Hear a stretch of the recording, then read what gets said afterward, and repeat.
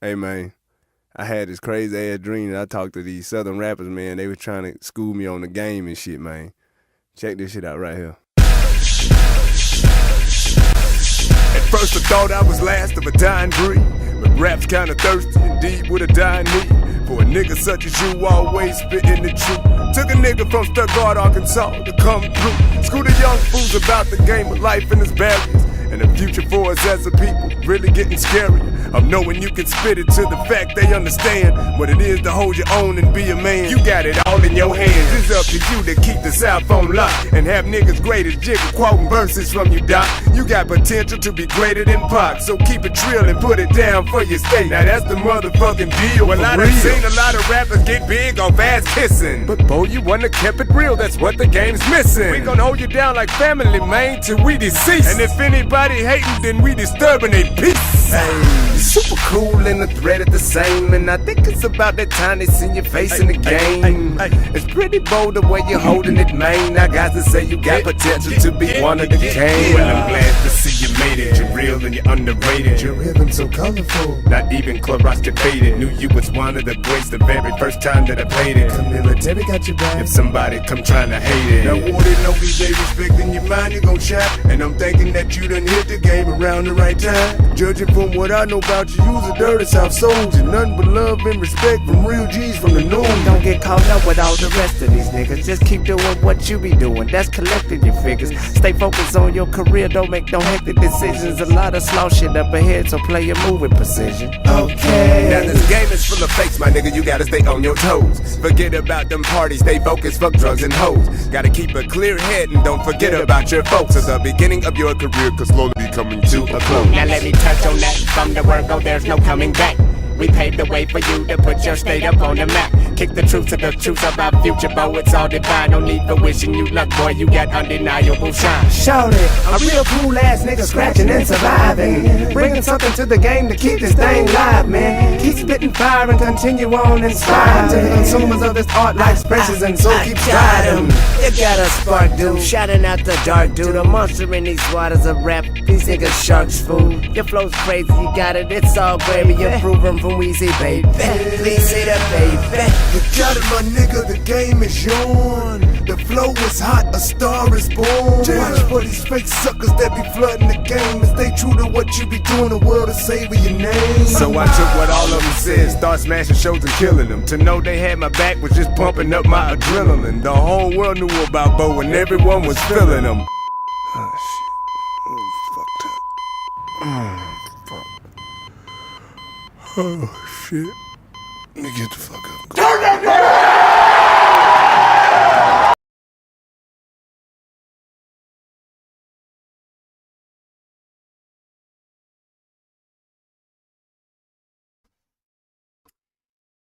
Well, all right. Y'all know who it is. Y'all know what time it is. And, once again, we're going to start things out as we always do with the mystical, magical music of the mighty, mighty Arkansas Bow. Welcoming you back to another episode of Arkansas's finest sports podcast, brought to you by the I'm Just Saying Media Group. Allow me to introduce myself. Once again, I am your host, Patrick Nnamdi Geans-Ali, otherwise known as your friendly neighborhood sports guy. Now, last week essentially was a relaunch of the I'm Just Saying Sports podcast, and I was honored, truly, to have as my special guest one of the true pioneers of Razorback sports in Coach Greg G.T. Thomas, the winningest quarterback in the program's history. Unfortunately, we had some technical difficulties and the show kind of got cut a bit short, but we still managed to get something out. But now we're back again, and hopefully things will go a bit smoother today. So let's keep our fingers crossed. Now, I'm trying to make this thing work using open source software, but I may have to go to Ecamm Live pretty soon. I'm a diehard Mac guy, so it's all good. One way or another, we'll get it sorted out. I'm pretty determined to get past all these technical issues so I can focus on bringing you top quality content, and all the flavor that you savor. Now, Greg can't be with us today. He's doing some things with the family this weekend, but he has graciously agreed to be a regular contributor to our mission here, and I'm just saying. And we look forward to having Greg back with us in the coming weeks. Now, back to the mission at hand. Our mission here, and I'm just saying, and I want to make this clear from the beginning, from the very outset, I'm just saying it's not just about me having my say. I've been in journalism for a while. I had my name in the paper, and I've been out, in front of people for a long time. And so it's nothing new for me to get my voice out there and to be heard. Sorry. Even with a lot of the craziness that's been going on the last few years, with a lot of censorship and stuff like that, that's been coming down, I never censored myself. And so I never had a problem speaking out and being heard. But at the same time, I know a lot of people get intimidated, especially with what's been happening lately. I think a lot of people were kind of cowed into silencing themselves and not speaking out and kind of deferring to authorities and all these people on TV and in power as if they know better than the next person. But I'm here to say, I don't subscribe to that. Anybody is as smart as me. Anybody's as smart as the next person. We're all Americans. And, I was born and raised that, hey, nobody's any better than the other person. And so our mission here is to stand for something bigger than ourselves. And that something is freedom of speech in the world today. Now, I know it's somehow become a controversial topic in recent years.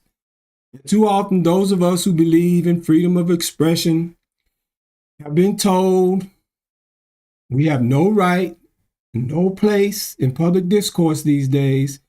But here on the I'm Just Saying Media Group, we are striving for something great. And to put things in perspective, I'm going to quote the Lost Boys themselves.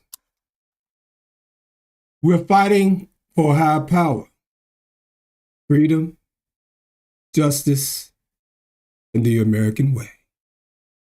Yeah, that's right. And, I served in 2 branches of the United States military. And I went to college to study journalism at the University of Central Arkansas because I took things like that seriously. Freedom of speech and the right to tell your side of the story is sacrosanct as far as I'm concerned. I've spent most of my working life standing in that fight. And believe me, it's been a fight all the way. Because a lot of times people just don't want to hear your side of the story, especially if you come from the wrong side of the tracks, if your perspective is different, if it's unpopular, if it goes against the grain, people will not want to hear it. But if you're a student of history like I am, you know that truth is no respecter of persons. And more often than not, it's been the dissident voices and those who go against the grain who actually turn out to be true. Now, sometimes the truth can be difficult to hear. Sometimes it can be downright offensive, especially if you're an offender yourself. But since we value the pursuit of truth and the pursuit of happiness, because truth, the truth, shall set you free, and it is the key to happiness, we set it as the highest of values. Now, we're about to get into the truth of what's really going on with the Razorback basketball program. It's just a little bit. Now, we all know that it's a tricky subject because Razorback Nation is no different than anywhere else. You have people who would rather not hear the truth. But as a good doctor says, You can't cure a disease first without making a proper diagnosis. Now, I know there are a lot of you out there like myself and like Greg and so many others who no matter what you've accomplished, no matter what you've done, you always ran into forces in society that wanted to shut you down, tell you that your experience somehow wasn't real or worthy to be heard. Some, like Greg and I, have been fighting that fight all our lives. Some of you just became aware of it in the last few years. But thanks to the wonders of modern technology, the opponents of free speech are learning that we're not going out without a fight. In fact, we're winning because as we've known all along, the truth and everything good in this world is on our side, and it's worth fighting for. Now we run around and we've got artificial intelligence robots like Mr. Mark Zuckerberg and Elon Musk. They're out here copping pleas now. Now that the tide has turned and it seems like things are going back into the direction that the country is supposed to be going in, back to more traditional values and our freedom of speech and upholding our rights. This sports show is going to be in line with that. You know, when I was educated as an American journalist, part of the great fourth estate, sports news, politics, entertainment, religion, business, health, etc., all came in the same edition each day. It all came in the newspaper together every day. So y'all will forgive me if I see the natural interplay between the two in all aspects of life. Having said that, I respect everyone's limitations. So if sports is your safe space, and it certainly has been for me over the years, trust me.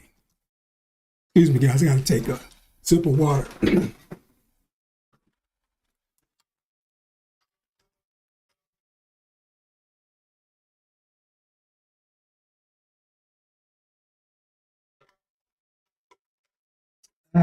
All right. Now, I understand the whole thing about sports being a safe space. For me, it's been that for a lot of years. You know, I do dabble in politics and all these controversial topics. Yes, it's true. But, sports was my thing too.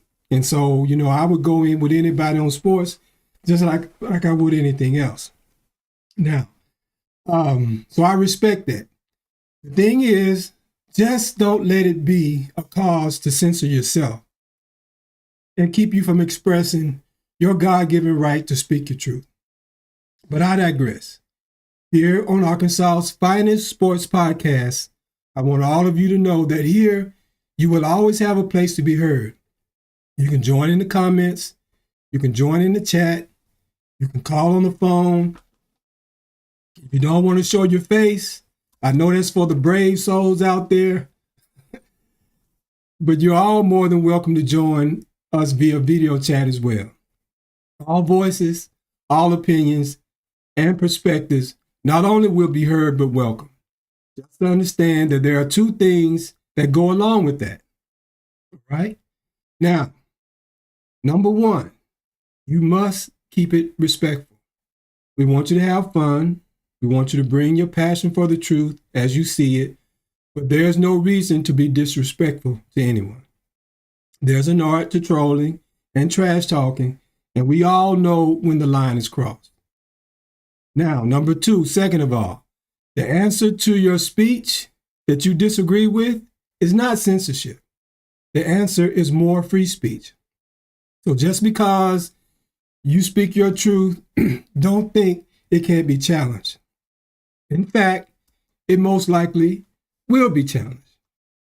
In the free marketplace of ideas, the cream always rises to the top. So if you're afraid of having your ideas challenged, you may want to stay on the sidelines where it's safe. Just sit back and enjoy the show. But once you step into the circle, you will be challenged. That goes for me too, of course. If you feel like I'm full of it, come on, straighten me out. Tell me how I'm wrong. There's nothing I like more than a good, robust debate. So all challenges are welcome. In fact, it's the people who don't like to be challenged that you need to be wary of. I don't care how smooth they talk, how eloquent their speech, or how well they dress.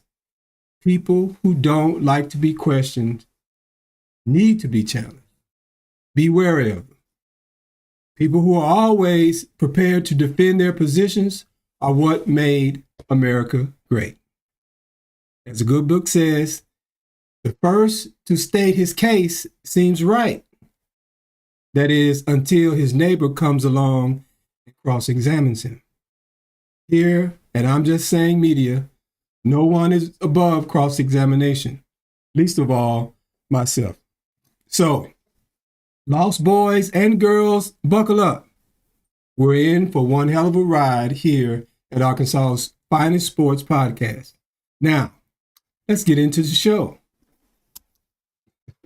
And now Greg's not here today, but I do have a special guest I want everybody to meet. And this is my lovely wife, Kelly. Hi. Hi, how are you? And we had snow up here just outside St. Louis, and she had to bundle all up and went out and and got some fresh air and stuff. I've been in here cooped up all day trying to get this podcast together. But she's just back in from the cold. Say hi to the people, babe. Hello, how are you? Hope you're having a good, blessed Arkansas day. All right. Talk later. Have fun. All right, thanks, babe. Okay, you're welcome. Right. Okay. Here we go. All right. So now, let's get into the meat of the program and let's talk some Razorback hoops. Okay, I know y'all had enough politics and all that. So let's get into some good old-fashioned sports. Let's get down on these Razorbacks and hear this evening now. So the question is, what's wrong? What is wrong with the Hoop Hogs? And that's the question on everybody's mind. I know we all knew, coming into the season, we all thought it was just going to be gravy. We had a Hall of Fame coach, a top recruiting class, a top transfer class. What could go wrong? Now, I know right now, everybody's upset. I know right now, people are upset, but let's keep a couple of things in mind. We all do realize that for the last 2 years, and this year make it the third, even if it's the first under Calipari, we have started 0-3 in SEC play. So this is the third year in a row. So this is not particularly anything new. Now, of course, one of those years we turned it around, made the Sweet 16. Last year, we never recovered and couldn't even make the NIT. Now, with this team in Calipari, I'm not ready to count them out, okay? Now, before y'all go to talking about I'm a sunshine pumper and, whatever and all that kind of stuff, I also have to take you guys back and bring the receipts. Because while everybody else was running around with their pom-poms, getting it on, telling anybody that questioned, Calipari and his team that they were crazy and they didn't know what they were talking about. Guess who was the one that was expressing some caution about how this team was constructed, about Calipari's coaching?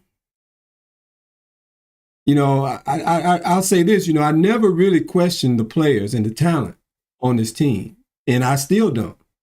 I know a lot of this going on now. A lot of people saying all the players are trash. They're not this, they're not that. The problem is not the coach.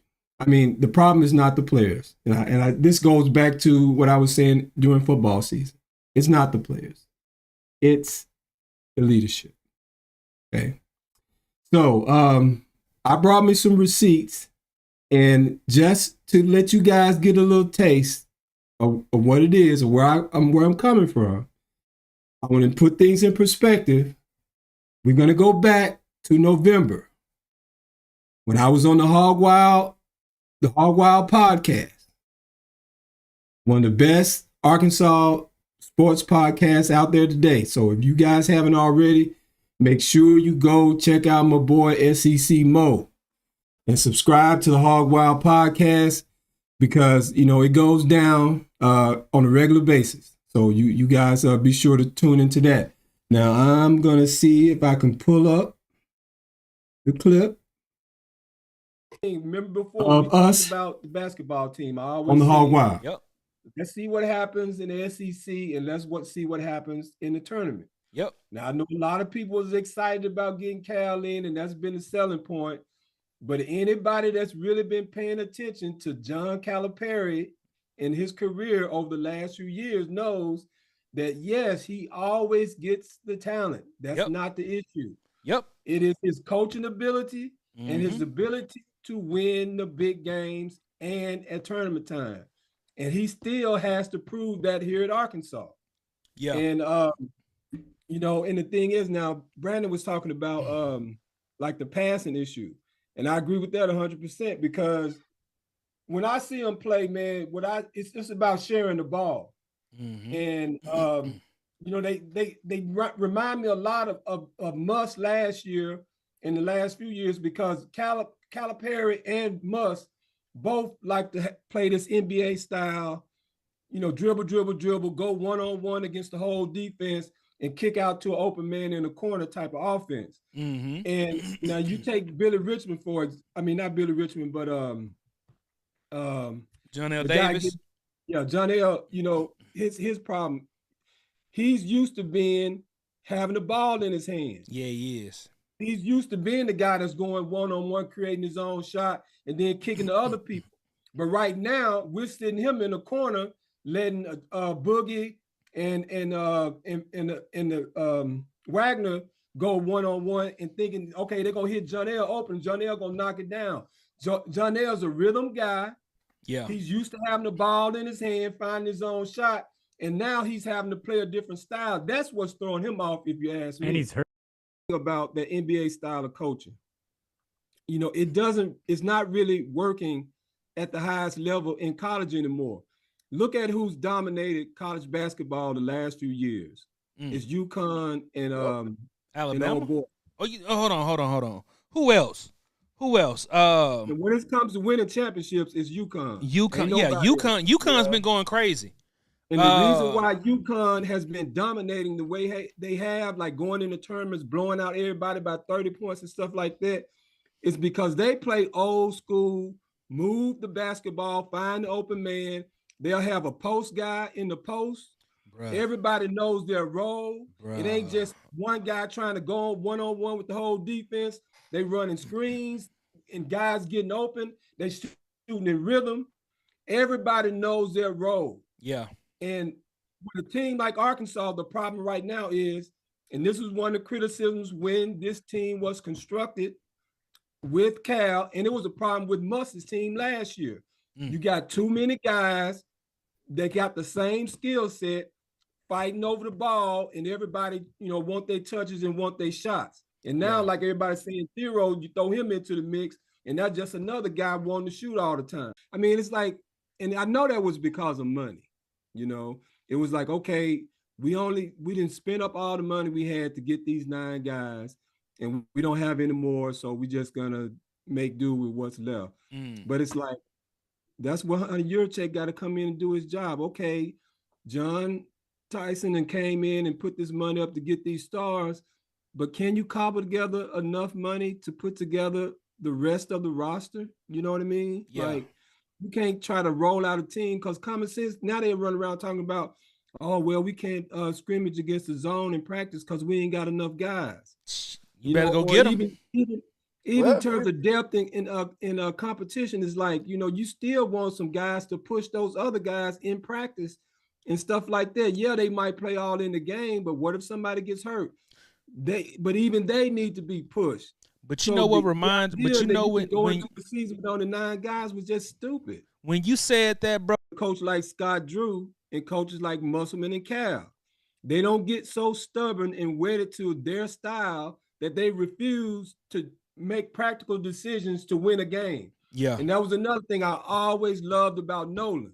Yes, Nolan loved the press, 40 minutes of hell and all that, but there were times that Nolan would run a zone. He would slow the ball down. He did whatever it took to win games. Yeah. He wasn't so stubborn that he, like, oh, this is my style and I don't change for nobody.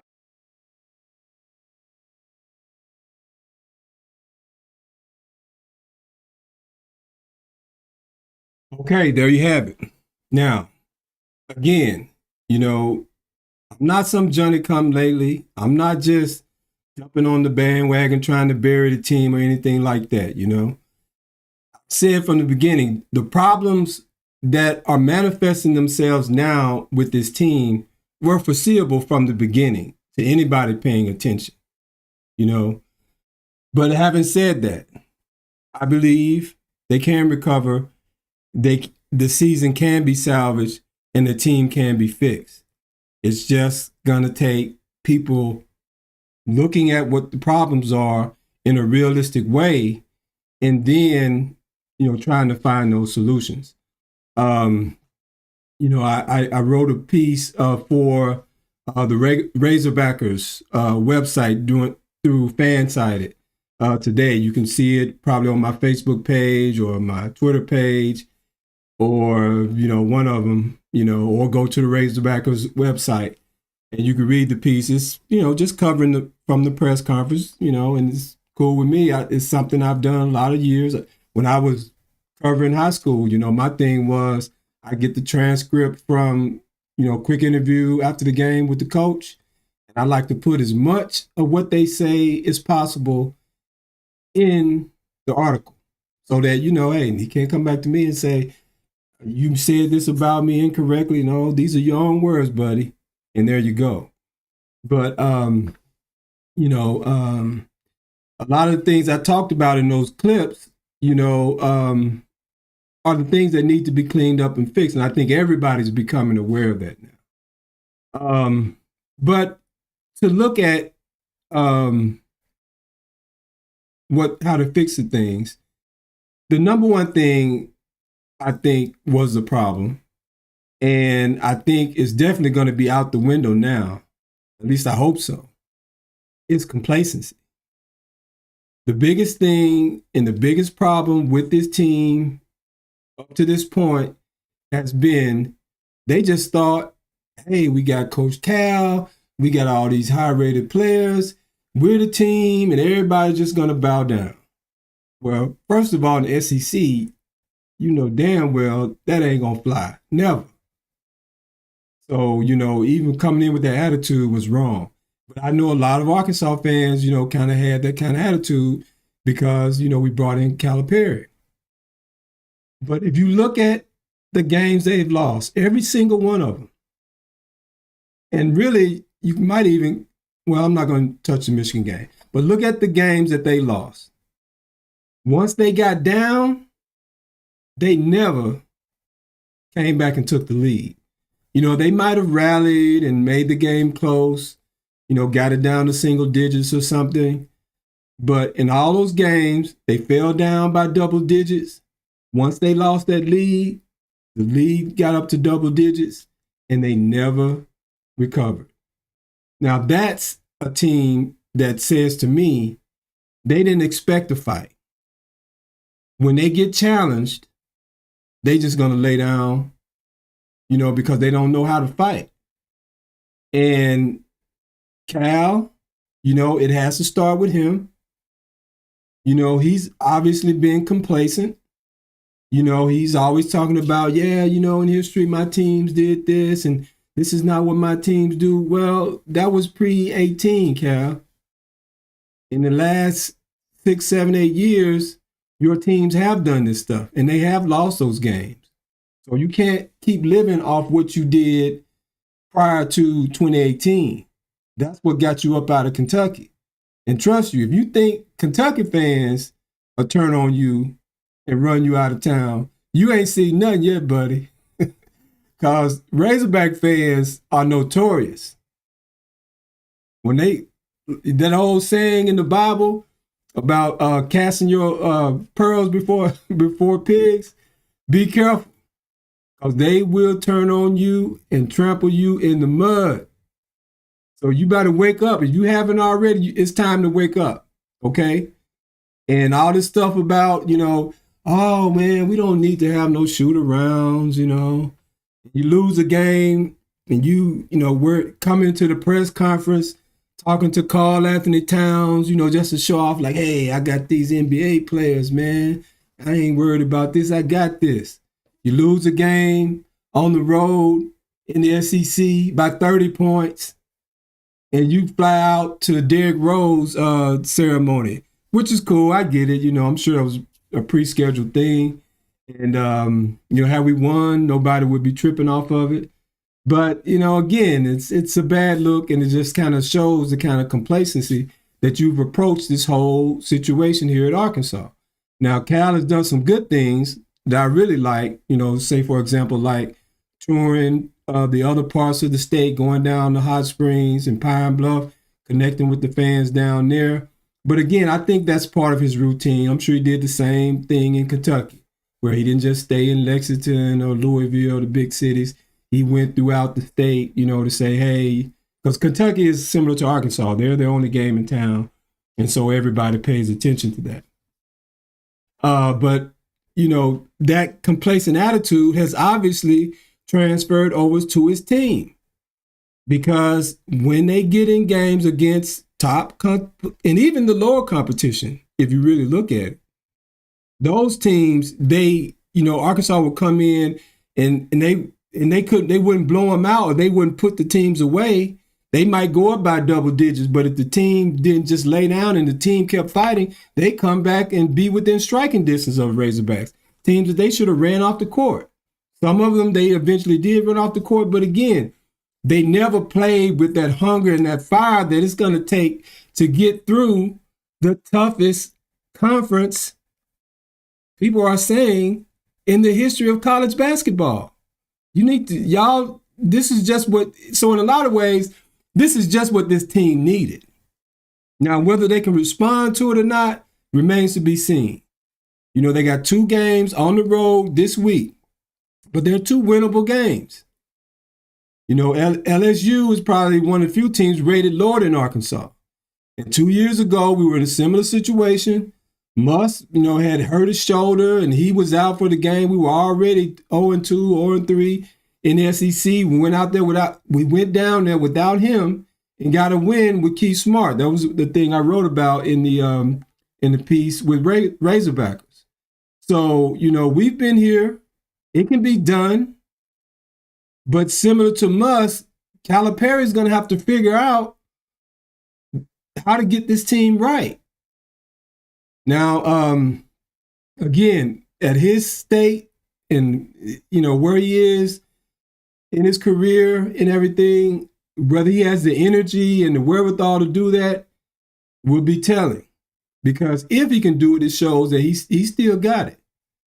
But if he can't and the team just bottoms out like Muss' team did last year, man, I mean, you're going to have a hard time keeping the players that you have and even the recruits that you got. Are they going to want to come in here and, now I guess if you can get Boogie and Thero into the NBA, they probably still come. But, it'll get ugly real quick.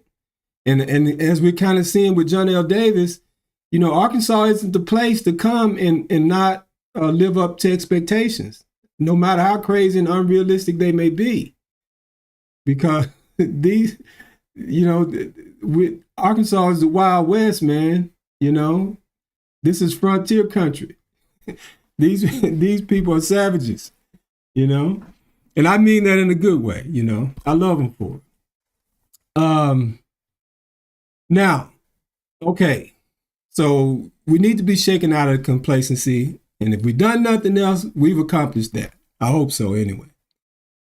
But the other problem I see, and this goes back to our boy Zuckerberg, because it is him and other technocrats that have, I mean, they've ruined the NBA and the NFL as far as I'm concerned. One of the reasons why I'm doing this show on college, on the Razorbacks, is, to me, the NBA and the NFL, I mean, look, if you had met me 5 years ago, you would not have found a bigger freak for NFL or NBA. That's a fact. But they have gone so sideways with all of this, they call it analytics, you know, and I'm not sure a lot of people really understand what analytics is. You know, they make it seem like, oh, it's about using these computers to analyze the numbers and determine strategies, the best how to win games and all that. On one level, I'm sure there's a lot to that. But on another level, it's about re-engineering the game to get the game to be played in ways to create outcomes that the people at the top are engineering. That's a deep subject, and I'm not going to have time to go into it today, but I'm going to stand on that, and we can definitely talk about that as things go along. But, you know, take the NBA, for example. You know, I knew everything was going left when, you know, like the Phil Jackson thing, when they ran Phil Jackson out of the league. Now, here's the greatest coach ever to coach in the game, hands down. But you got all these knuckleheads out here who believe, you know, all the hype about, oh man, Phil can't coach. That was just Jordan, and that was just Kobe, and Phil just was on along for the ride. But you try to tell them, like, look, man, Jordan was in the league a lot of years before they got with Phil. He never won anything. It wasn't like Magic Johnson, who came in, and Larry Bird, and took over teams that were losing, turned them around, or even the Lakers were winning, but, you know, turned them around or kept them winning and started winning from the time they got in the NBA all the way through their careers, pretty much. You know, guys like these superstars they have now, like Shaq, Kobe, LeBron, and all them, they didn't start winning until they got Phil Jackson. But at a certain point, they ran Phil Jackson out of the league. But you know why? Because Phil was messing up their marketing approach to basketball is they wanted to create these superstars like Jordan. You know, and I know everybody, it's blasphemy to suggest that Jordan isn't the greatest basketball player of all time. But leave it to me, and if anybody wants to debate this, we can do this anytime. The greatest basketball player to ever live is one Bill Russell. And I argue and I debate anybody on that subject. But we'll leave that there for now. But the thing that Phil Jackson had to do in order to get Jordan to win championships, those 6 championships he's always talking about, he hangs his hat on, is he had to teach him how to play team ball. Yeah, Jordan came in the league scoring the points. He was the kind of player that Calipari wishes he had now, that was so skilled and so great. He could go one-on-one with a defense and make all these spectacular plays, shooting up over everybody, hitting threes, dunking on people, going to the rim. Of course, it always helps to have, you know, friendly referees to bail you out and all that. But, okay, yeah, if you got Michael Jordan or somebody like Kobe Bryant, who's just that exceptionally talented at 6'7", 6'8", can jump out the gym, can shoot, and fast and do all the stuff with LeBron James, yes, if you got one of those prototypical players, yeah, you can probably get away with playing that type of basketball. But if you just got regular guys who can't shoot as well, can't jump as high, who the referees aren't in the bag for, then this one-on-one with the defense, everybody clear out, ISO ball doesn't work. And the reason they got Phil up out of the league was once he, left Kobe and all them, and let's say when he went to the Knicks, he had Carmelo Anthony. And the big controversy between Carmelo Anthony and Phil Jackson was telling him, like, look, man, to run my offense, you have to, the ball has to be moving. You can't just hold the ball and try to go one-on-one all the time. And they ran Phil Jackson out of the league for that. And ever since then, the league has been AI. And Allen Iverson, he was another practitioner of that too. And that's why he never won anything. And, it was, I'm going to go one-on-one. You can't stop me. I'm cold. And that's good for the ego.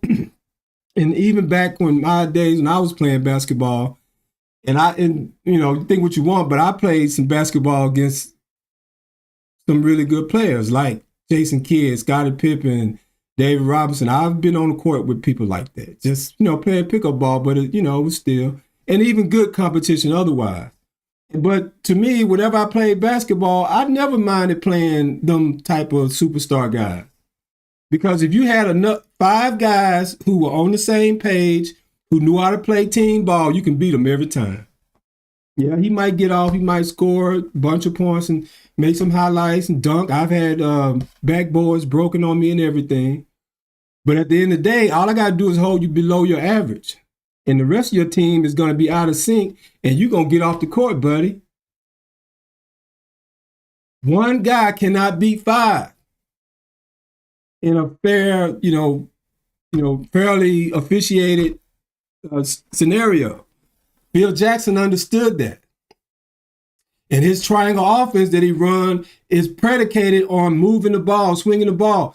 Now, everybody talks about the Golden State Warriors and them shooting the threes and stuff like they do today, which is a big part of, this artificial intelligence engineered NBA game we got today too, because you get the guy that can drive to the rim, it collapses the defense, you kick it out to the guy, hits the open 3. And of course, if you watch the Bulls play, they did a lot of that.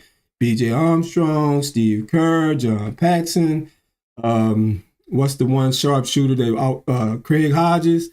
They always had a guy that that was his role. That was part of his job.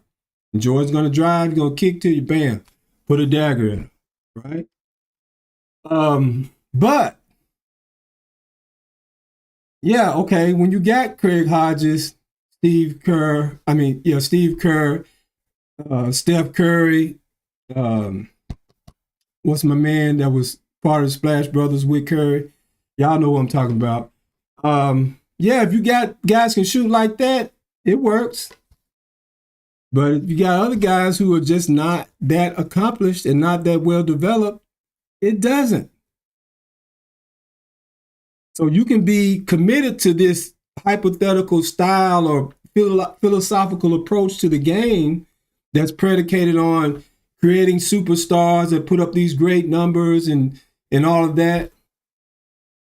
But if the opposing coach doesn't cooperate and he plays a zone and you can't drive and you can't make threes, it doesn't work.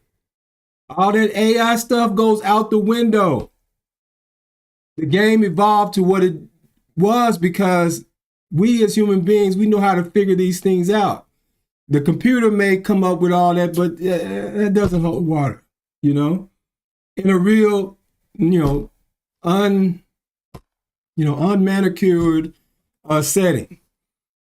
And so, but when Cal came along and it was at Kentucky and all that, and at Memphis, that style kind of came into college and took over.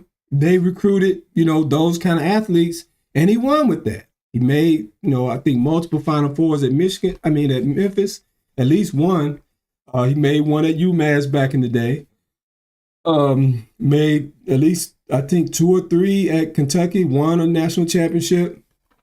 So it worked while it worked. But people have caught on to it now. We saw that with Musselman. When he was at Arkansas, he had the same philosophy. And that's why, you know, when Muss couldn't hardly beat nobody in the SEC, he could beat Cal because Cal ran the same offense he did and had the same strategies. Wouldn't play zone on defense and ISO ball, everybody out to the 3-point line, on offense.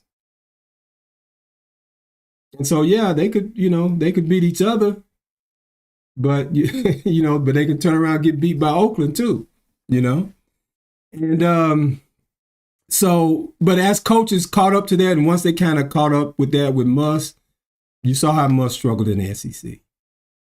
And, everybody in the SEC, the scouting report is out. They know how this offense works, and they know how to defend it. And you are going to have to change. Throw those analytics and all that mess out the window and get back to basics. Okay? Now, let's talk about this Noah, right? Now, I know y'all have seen whenever Arkansas plays on the SEC network or ESPN, especially right before halftime, they'll have these little commercials. Interesting enough, I talked about this in football season. They would do them, and they have these little segments on mental health, which was interesting. But here in basketball, a lot of times they're showing this Noah thing, how we got this new computer analytics system that's perfecting the shots of these guys, right?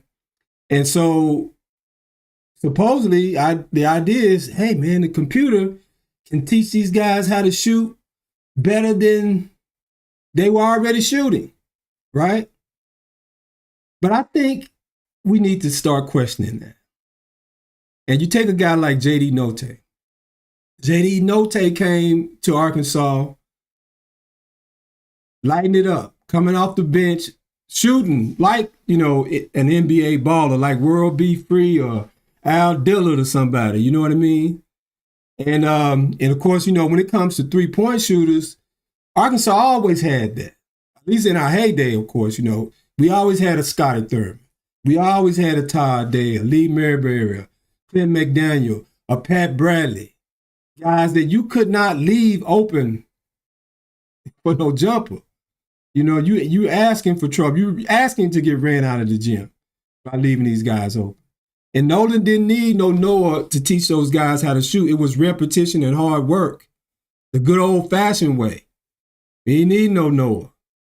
But this administration, this current regime here at Arkansas is invested in all these kinds of ideas. And I've talked about it some about, with the football team. But I see some of the same kind of shenanigans going on in the basketball program. And what's wrong with the basketball program? We got Noah, but we can't shoot. We shot 30% from the field yesterday. 30%, not from 3, from the field. We went 2 of whatever, trying to force these crazy shots up at the rim, hoping to get bailout calls from the referees. Nelly Davis come in shooting 40% from 3, and now he can't make a 3, not wide open. Something is in his head. Something has him second guessing himself. And you ask me, it's probably that Noah stuff. And let's not put it all on Nelly. I know everybody's piling out on Nelly right now. But that's as a team. We can't shoot free throws anymore. So obviously something is wrong, and it's not just Nelly. And to me, one of the things you need to look at is get rid of that Noah crap. Get rid of all this artificial intelligence stuff. It's screwing up the game. It's ruined the NBA. And you get coaches like Muss and Cal, it's ruining their careers. They're good coaches. But get back to basics, fellas. Throw all that crap out of the way. Let these guys play basketball. This is not NBA Live, 2K or whatever. There is no hack. There ain't no cheat codes. You have to work hard, practice. Calipari go down to Tennessee. Oh man, we don't need no shoot around. What do you mean you don't need no shoot around? The way your team shoots, you going to the number one team in the country and yeah, we don't need no shoot around. If you don't get your lazy ass up and go to work. Now, I guess you got to bow, Tyson, he getting these government contracts. Ain't no telling what the hell he putting in the chicken. Laying off all the American workers, hiring all these foreigners. And he get a bonus for that in the government. Yeah, he kicked some down to get his boy Calipari in here. Hell with all that. Get me started. Anyway. But yeah, this the AI stuff is a problem all the way around, from the coaching to the shooting. Throw all that out the window and let's get back to basics. That's how you're going to fix this thing. And again, that brings us to the last topic. How to fix these hogs and how to fix Nelly. And I pretty much, said it comes down to getting back to the fundamentals, getting back to the basics, working hard, outworking teams, out practicing teams. And then one thing I do have to say with this Noah thing before we move on. Okay, I want to know, how much did Noah cost? I'm just curious. Because apparently we ran, Tyson gave Calipari supposed the biggest NIL budget in the country. He went out and got 9 of the best players money could buy, right? But once he got that 9, I guess he ran out of money and was like, man, we don't need no 12 players, 15, we don't need that. We'll just, get some regular students, I guess, and let them practice. Muss was, I don't know what he called himself, having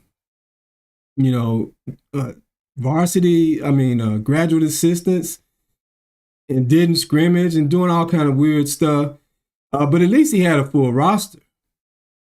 And Calipari convinced everybody in Arkansas, and you can go back, I was saying this from the beginning too, the whole thing about we're going to get by with 9 players was dumb. You have 12, 15 players on the roster for a reason. Because you need to be able to scrimmage and practice, and you need to be able to push them with good, talented players so they don't become complacent. And they know that if they don't bust it in practice, they're going to lose their job. I don't care how much money you paying them. Tell them if they don't beat that other guy, you're going to take some of his money and give it to him. And you want to leave, go. The other guy didn't beat you out anyway. But you need a full roster of players. But somehow the athletic department evidently is spending it on AI coaches. That money could have been spent on filling out the roster. I bet you. But you want, we're slick, we're state-of-the-art team, and we're going to recruit players. And Calipari didn't need all that to recruit them players. He recruited them players anyway. That's just some technocratic bull jive that some company then conned the athletic department into buying. Probably spent millions of dollars on that contract, and y'all run around here hollering about Nelly getting $1 million for his NIL. Nelly earned that $1 million. Noah ain't earned shit, ain't earned nothing.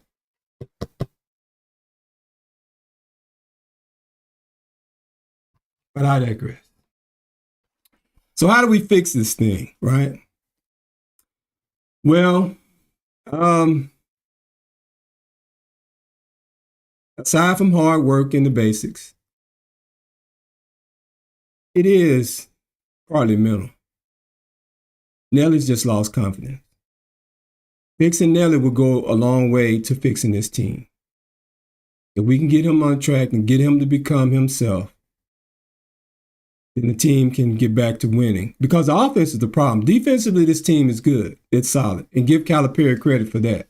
He hasn't forgotten how to coach defense. You know, thank God for that. But if we can fix the offensive side of the ball, this team will be fine. They'll win.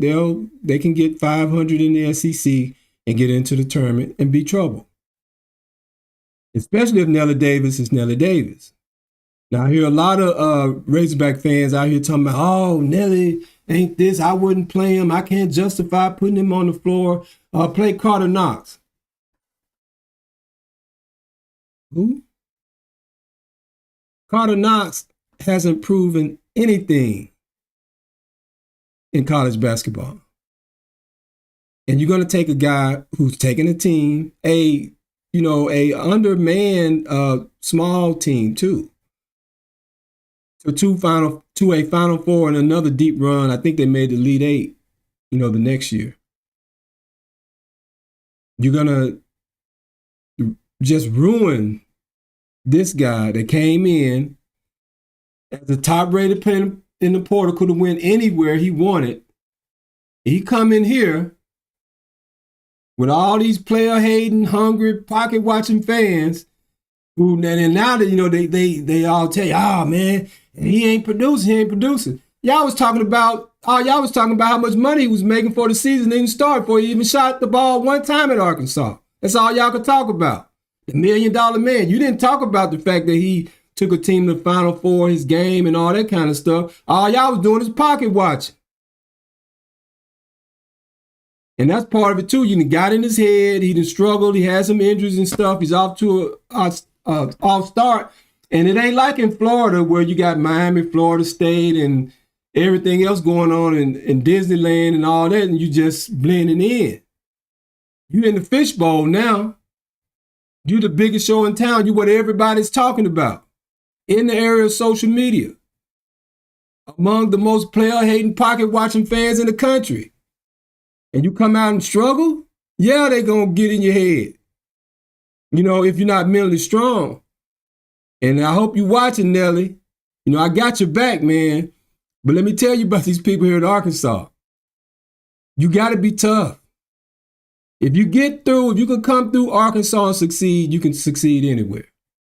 You can go to the NBA, whether you get drafted or not or whatever, and make the team because you mentally tough. And if nothing else you need to get out of this season is to grow mentally tougher. So put all this nonsense to the side. I wish Calipari would sit down with you and say, hey, Nelly, I believe in you. And we brought you in here to do a job, and I'm not going to give up on you, and I don't want you to give up on yourself. But even if you don't do that, you don't give up on yourself. And you show him and everybody in Arkansas exactly who you are and what you're made of. Because we've seen you do it. We know you can do it. I ain't seen Carter Knox do nothing. I don't know. Now, what made him, such a highly valued recruit? I don't know. He's average height. He's not particularly athletic. He's not a great shooter. He's not a great rebounder. Sound like to me, I think he's the son of a famous guy or something. And it's one of those kind of things. And he's okay. He'd be a nice role player on any team, but he ain't going to save this season. The guy that can save this season is Nelly Davis. Y'all need to get him on track. And what's going on now is the same thing that happened to KJ and so many others here at Arkansas. And I know Greg has talked about this stuff too. you got to be tough at Arkansas because you're going to get scrutiny. Being in your position is basically the equivalent of being the quarterback on the football team.